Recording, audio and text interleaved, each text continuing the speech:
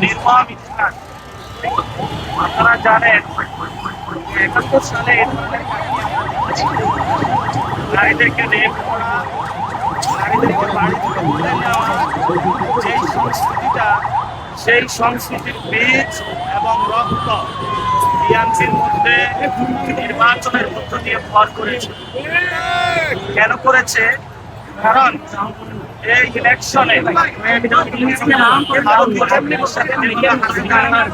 ছিল এবং হাসিনার সন্ত্রাসী বাহিনী খানের শীষে ভোট দেওয়ার কারণে যেভাবে রেপ করেছিল, তেমনি ভাবে ভারতীয় রক্ত এখন বিএনপি নামক দলটির উপরে ভর করেছে।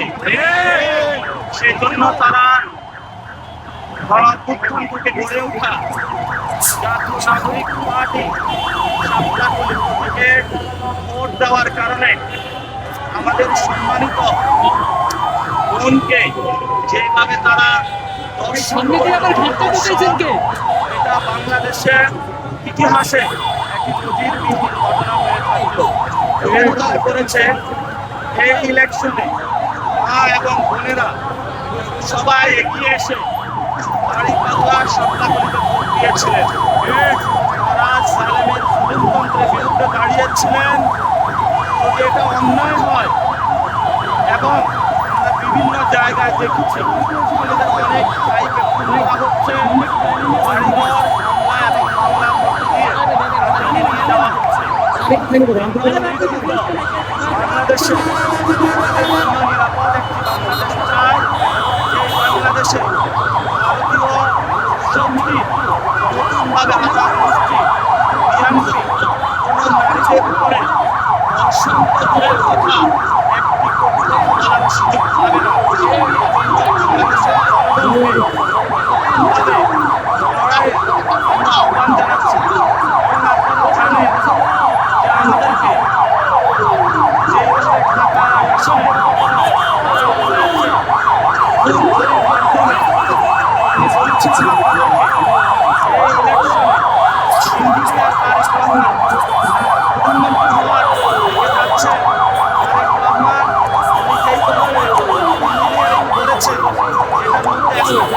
অনেকে অংশ ছিল এবং প্রশাসনের অনেকে জড়িত ছিল। এটা আপনারা জনগণের উপরে একটি জুলুমতন্ত্র চাপিয়ে দিলেন। আমরা শুনতে পাচ্ছি অনেক উপদেষ্টা সেফ এক্সিট নেওয়ার চিন্তা করছেন। আমরা দেশবাসীকে আহ্বান জানাবো, উপদেষ্টাদেরকে আহ্বান জানাবো, সেফ এক্সিট নেওয়ার আগে সম্পদের হিসাব বিবরণী দিন।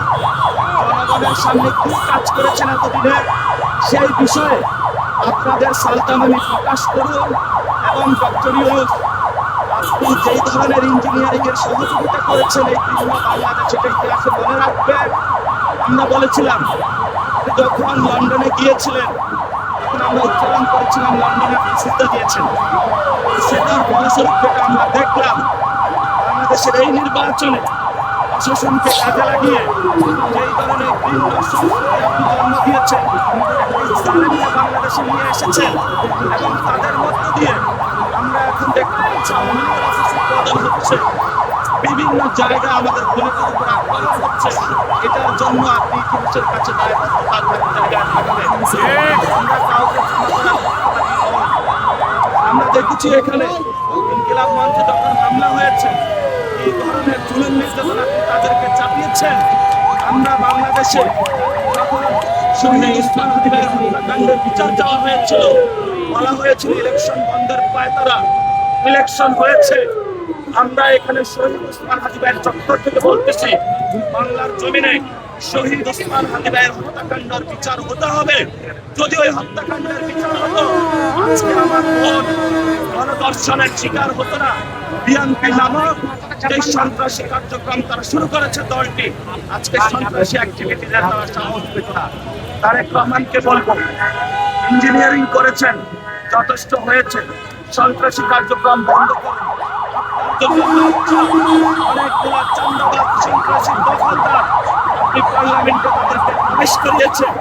আপনাদের প্রশ্রয়ের কারণেই তারা আজকে আমার বোনকে গণধর্ষণের জন্য সাহস পাচ্ছে। এদের জন্য আপনি দায়ী। দ্রুতগতি ব্যবস্থা না নিন, তাহলে বাংলাদেশের মা বোনদেরকে রাস্তায় নামুন, প্রতিবাদ করুন। আপনার এই যে ধর্ষণ হয়েছে, এর বিচার আমরা ইনশাআল্লাহ বাংলাদেশ থেকে গলায় গন্ডায় বুঝে নিব। সেই জন্য আমাদের যা যা প্রয়োজন প্রত্যেকটা জায়গায় আমরা প্রতিবাদ জারি রাখবো। সেই আহ্বান জানিয়ে বাংলাদেশের মানুষের কাছে আমি আমার বক্তব্য শেষ করছি। আসসালামু আলাইকুম।